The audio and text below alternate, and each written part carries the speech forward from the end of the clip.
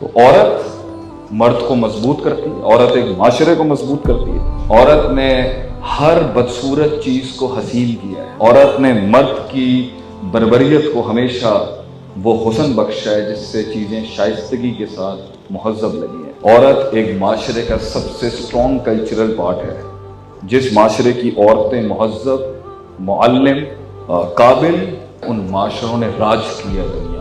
औरत को उसके पैरामीटर से बाहर निकालेंगे आप, माशरा तबाह हो जाएगा।